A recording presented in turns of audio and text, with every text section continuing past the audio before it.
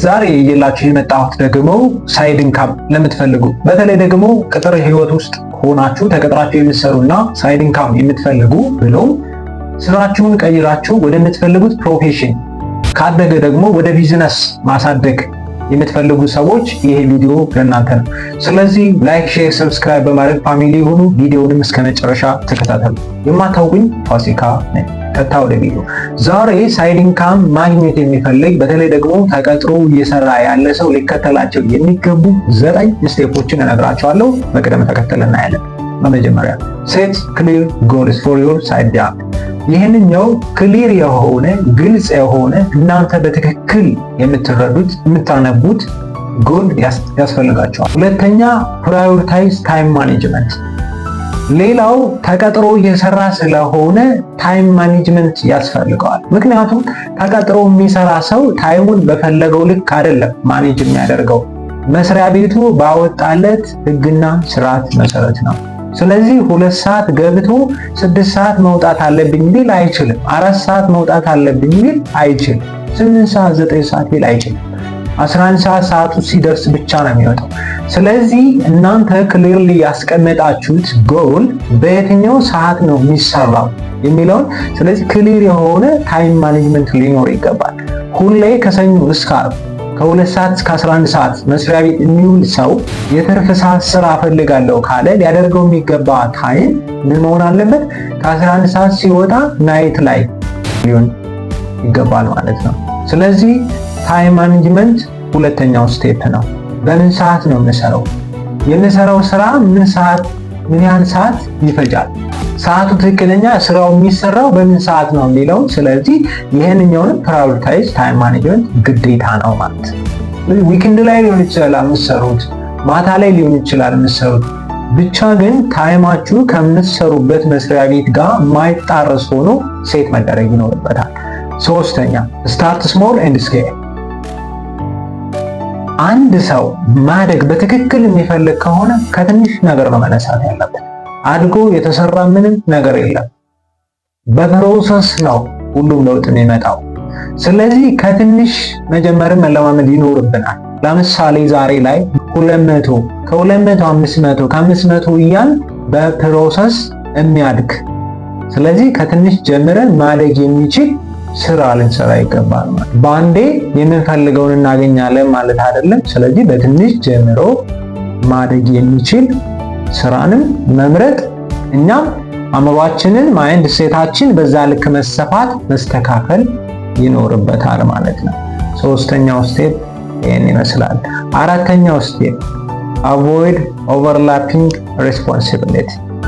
የትርፍ ሰዓት ስራ ምሰራ ካል በዚህ ሰዓት ሌላ ምንም አይነት ሬስፖንሲቢሊቲ መቀበል የለበት። ስለዚህ ሬስፖንሲቢሊቲ መደረብ አያስፈልግም ማለት ነው። ይህንን ብናደርግ ከሁለት ነገር ያጣን እንሆናለን።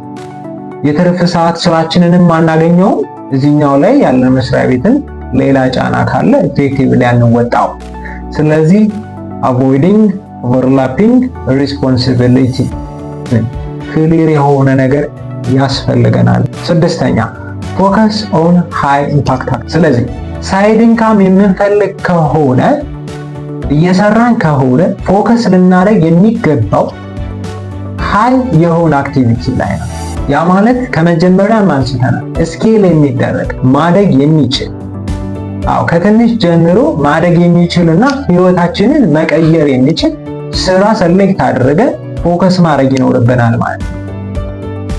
ዚስ ወርልድ ዲጂታል ወርልድ ከመሆኑ በላይ ዲስትራክቲቭ ነው፣ የሚበትን ነው። ምርጫዎች ብዙ የሆኑበት ሁሉም የኛን ፍላጎት የሚስብ ነው። አሁን ላይ አንዱ ላይ ታርጌትድ አድርገን ያ ደግሞ ስኬል አፕ መሆን የሚችል ማደግ የሚችል ላይ ፎከስ እናደርጋለን ማለት ነው። ሰባተኛ ኮሚኒኬት ዊዝ ትራንስፓረንሲ። የትርፍ ሰዓት ስራ ስንሰራ አብዛኛውን የምንሰራው ሪሞት ነው፣ በአካል ሳይሆን ኦንላይን ላይ ነው የምንሰራው።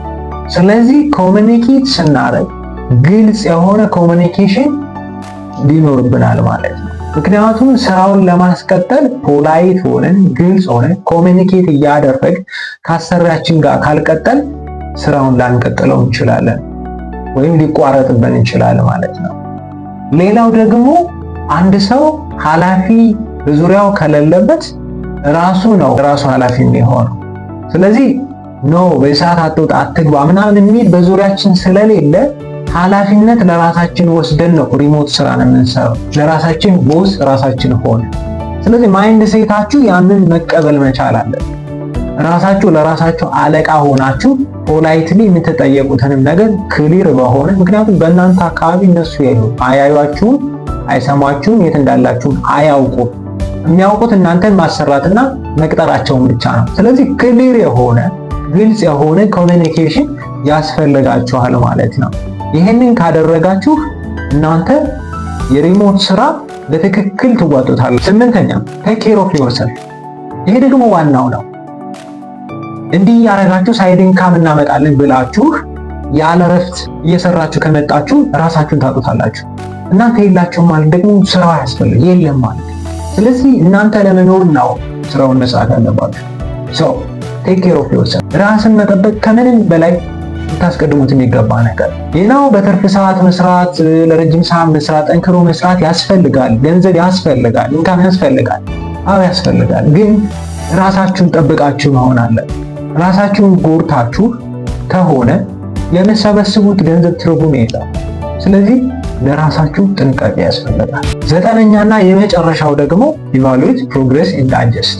ሪሞት የምትሰሩት ስራ በትክክል ፕሮዳክቲቭ እየሆነ ነው ወይ? ካሰሪያችሁ ጋር ያላችሁ ኮሚኒኬሽን ምን አይነት ነው? እያደገ ነው ወይ የሚለው ፕሮግረሱን ምን ማድረግ አለባችሁ? መገምገም ይኖርባችኋል ማለት ነው።